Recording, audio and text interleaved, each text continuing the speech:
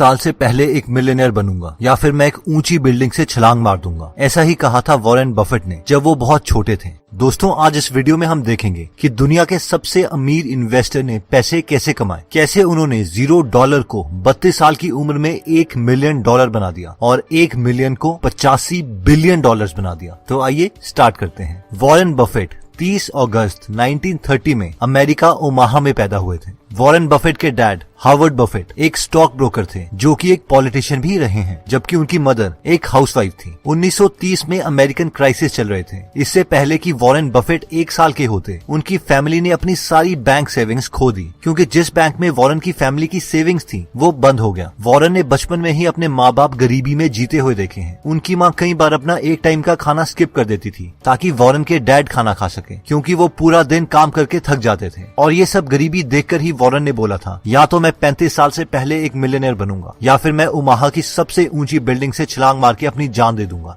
बचपन से ही Warren maths और नंबर्स के साथ बहुत अच्छे थे। स्पेशली वो हर किसी चीज में पैटर्न ढूंढ लेते थे। फॉर एग्जाम्पल, वो बचपन में अपने घर के सामने सारी गाड़ियों के नंबर्स देखते और रात को उन्हें एक कागज में लिखते रहते और ये देखते कि कौन सी कार सबसे ज्यादा बार उनके घर के सामने से गुजरती है। एक बार वॉरेन ने देखा कि एक आदमी उनके घर के सामने लगी मशीन से कोल्ड ड्रिंक ले रहा है और उस मशीन में कोल्ड ड्रिंक्स के ढक्कन पड़े हैं। वॉरेन बफेट ने हफ्तों तक हर रोज वो सारे ढक्कन उठाए और देखा कि लोग सबसे ज्यादा कौन सी कोल्ड ड्रिंक पीते हैं। ढक्कनों को काउंट करने के बाद उन्हें पता चला कि लोग कोका कोला ज्यादा प्रेफर करते हैं। और बहुत सालों के बाद अपने इन्वेस्टिंग करियर में इसी नॉलेज की वजह से उन्होंने कोका कोला के काफी शेयर्स भी खरीद लिए थे। जब वॉरेन बफेट 10 साल के थे और बेंसन लाइब्रेरी में बुक्स पढ़ रहे थे तो उन्हें एक बुक दिखाई दी जिसका टाइटल था 1000 तरीके $1000 कमाने के। उस बुक में पैसे कमाने के काफी आइडियाज दिए थे, लेकिन उनमें से एक आइडिया वॉरेन को बहुत पसंद आ गया और वो आइडिया था कि आप वेइंग मशीन लगा के भी $1000 कमा सकते हैं। आइडिया ये था कि एक मशीन को लगा के उससे जितने पैसे आएंगे उससे दूसरी मशीन खरीद ली जाए और हर बार प्रॉफिट को खर्च करने के बजाय री इन्वेस्ट किया जाए। ये देखते ही वो 7 साल का बच्चा वॉरेन बफेट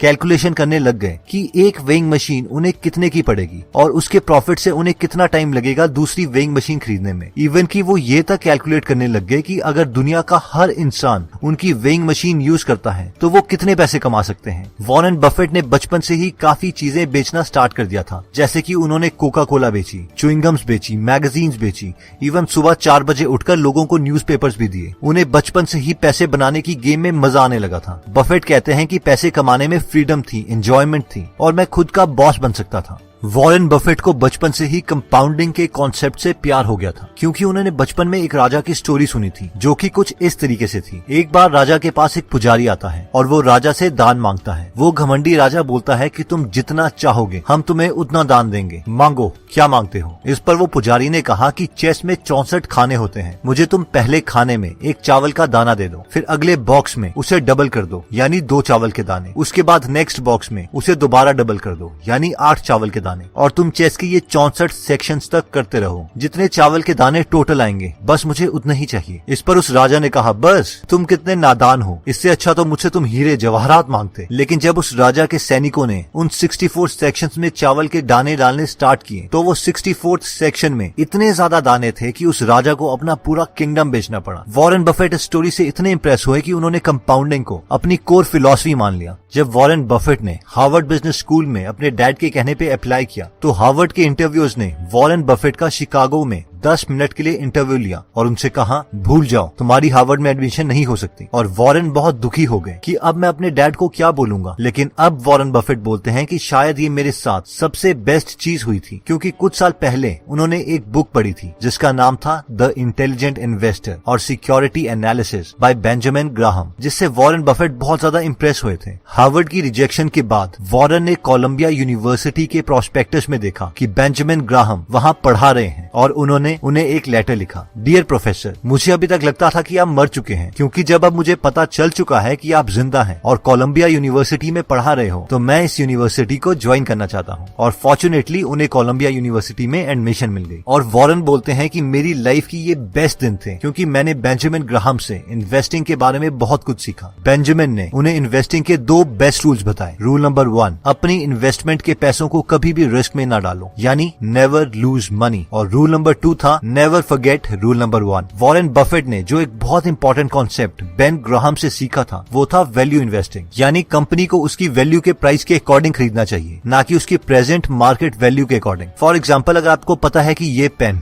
10 रुपए का है और कल को अगर मार्केट आपको वो पेन 20 का बेचती है तो उसे खरीदना नहीं चाहिए बल्कि वेट करना चाहिए, और जिस दिन वही पेन मार्केट आपको 5 रुपए का ऑफर करने लगे तो उसी वक्त उसे खरीद लेना चाहिए। और जैसे ही मार्केट दोबारा से उस पेन को 10 रुपए का बेच रही हो तो आपको भी वो खरीदा हुआ पेन मार्केट में दोबारा 10 रुपए का बेच देना चाहिए और प्रॉफिट कमा लेनी चाहिए। अब यही फिलॉसफी बफेट ने बड़ी कंपनियों के शेयर्स को खरीदने के लिए यूज करी और बहुत पैसे कमाए। 1956 में वॉरेन ने 25 साल की उम्र में खुद की एक पार्टनरशिप फर्म खोली जिसमें उनके साथ 7 पार्टनर्स थे। मैक्सिमम पार्टनर्स उन्हीं की फैमिली में से थे। सिर्फ 6 साल में यानी 1962 में वो अपने $1,05,000 को अपनी पार्टनरशिप फर्म की मदद से $7 मिलियन में कन्वर्ट कर चुके थे, जिसमें से $1 मिलियन बफेट के थे। यानी सिर्फ 32 साल की उम्र में ही वो एक मिलियनर बन चुके थे। और फॉर्चुनेटली उन्हें एक ऊंची बिल्डिंग से कूदना नहीं पड़ा जैसे कि उन्होंने बचपन में प्रॉमिस किया था। मार्केट में शेयर्स का प्राइस बढ़ रहा था और सस्ते शेयर्स खरीदना मुश्किल हो रहा था, इसलिए बफेट ने कुछ सालों में अपनी पार्टनरशिप फर्म बंद कर दी। वॉरेन को पब्लिक स्पीकिंग से बहुत डर लगता था। वो कहते हैं कि उस वक्त अगर मैं स्टेज में चला जाऊं तो मुझे लगता था कि मैं वॉमिट कर दूंगा। फिर उन्होंने न्यूज़पेपर में डेल कार्नेगी का एक पब्लिक स्पीकिंग कोर्स देखा और उन्होंने वो कोर्स ज्वाइन कर लिया। वॉरेन बफेट के अकॉर्डिंग इससे उनको आगे की प्रोफेशनल लाइफ में एक बहुत बड़ा जंप मिला। वॉरेन बफेट कहते हैं कि इस कोर्स से उन्हें इतना कॉन्फिडेंस भी आ गया था कि उन्होंने उस वक्त अपनी गर्लफ्रेंड सुजैन को शादी के लिए प्रपोज कर दिया और उनसे शादी कर ली। इसके बाद बफेट की लाइफ में एंट्री हुई उनके एक क्लोज पार्टनर चार्ल्स मंगर की। चार्ल्स मंगर से मिलने से पहले वॉरेन की इन्वेस्टमेंट फिलॉसफी ये थी कि ऐसी कंपनी खरीदो जिसकी एक्चुअल वैल्यू तो ज्यादा हो लेकिन बैड मैनेजमेंट की वजह से वो अभी सस्ते में मिल रही हो, और जब बाद में उस कंपनी की वैल्यू बढ़ जाए उस वक्त उसके मार्केट शेयर्स बेच दो और प्रॉफिट कमा लो। लेकिन चार्ल्स मंगर से मिलने के बाद बफेट की ये इन्वेस्टमेंट स्ट्रेटेजी बन गई कि ऐसी कंपनीज खरीदो जो क्वालिटीज कंपनी हो और जिन्हें बाद में बेचने की जरूरत ही ना पड़े, क्योंकि उस कंपनी की वैल्यू खुद ही कंपाउंड होके बाद में बढ़ जाएगी और हमें वो कंपनी प्रॉफिट कमा के देगी। और इसी फिलॉसफी की वजह से बफेट ने Coca Cola, American express, Gillette जैसी कंपनीज के शेयर खरीदे और बहुत प्रॉफिट कमाया। इससे कुछ साल पहले बफेट ने एक कंपनी के काफी शेयर्स खरीद लिए थे जिसका नाम था बर्कशायर हैथवे, जो कि एक टेक्सटाइल कंपनी थी। जब बफेट इस कंपनी के काफी शेयर्स खरीद चुके थे उस वक्त इस कंपनी का पूरा कंट्रोल बफेट के हाथ में आ गया और वो बर्कशायर हैथवे के चेयरमैन बन गए। बफेट ने बर्कशायर के यूजलेस एसेट्स बेचना स्टार्ट कर दिया और फाइनली टेक्सटाइल का काम बंद करके उसे एक इन्वेस्टिंग फर्म बना दिया जिससे उन्होंने बहुत ही पैसे कमाए। आज भी वॉरेन बफेट का मैक्सिमम पैसा बर्कशायर हैथवे में ही है। दोस्तों, वॉरेन बफेट ने एक सिंपल आइडिया लिया, कंपाउंडिंग, और उससे अपनी पूरी लाइफ फॉलो किया और आज 2019 में वॉरेन बफेट की नेट वर्थ $85 बिलियन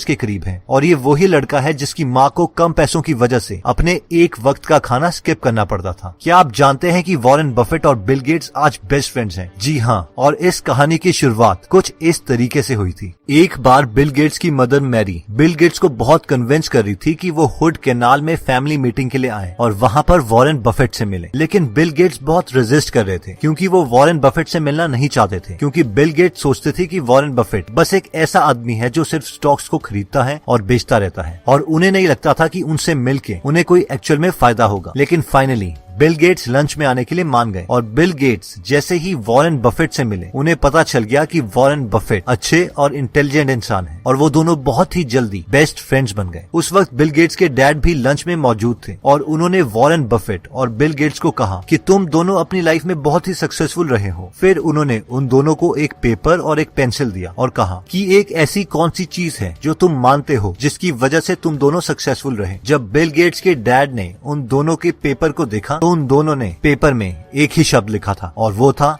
फोकस। आज भी बिल गेट्स और वॉरेन बफेट दोस्त हैं और वॉरेन बफेट ने साल 2018 में $3.4 बिलियन बिल और मेलिंडा गेट्स फाउंडेशन में डोनेट कर दिए। इतना ही नहीं, वॉरेन बफेट ने ये भी प्रॉमिस किया है कि वो मरने के बाद अपनी वेल्थ का 99% डोनेट कर देंगे और अपने बच्चों को अपनी वेल्थ का बहुत ही कम हिस्सा देंगे, क्योंकि वो जानते हैं कि बिना मेहनत के मिले पैसे से उनके बच्चों की लाइफ इंप्रूव नहीं होगी बल्कि वो बर्बाद ही होंगे। दोस्तों, वॉरेन बफेट आज भी बहुत ही सिंपल लाइफ जीते हैं। वो एक मिडिल क्लास घर में रहते हैं, मिडिल क्लास खाना खाते हैं और एक मिडिल क्लास गाड़ी चलाते हैं। बर्कशायर हैथवे में शुरू में उनके पास सिर्फ 25 एम्प्लॉइज थे। बेशक अब बर्कशायर में बहुत से एम्प्लॉइज हैं, लेकिन वो शुरू के 25 एम्प्लॉइज आज भी उन्हीं के साथ काम करते हैं। वॉरेन कहते हैं कि मैं अपने हर एक एम्प्लॉय और हर एक शेयर होल्डर को एक पार्टनर मानता हूँ, एक फैमिली मेंबर की तरह ट्रीट करता हूँ। वो हमेशा बोलते हैं कि मैं बहुत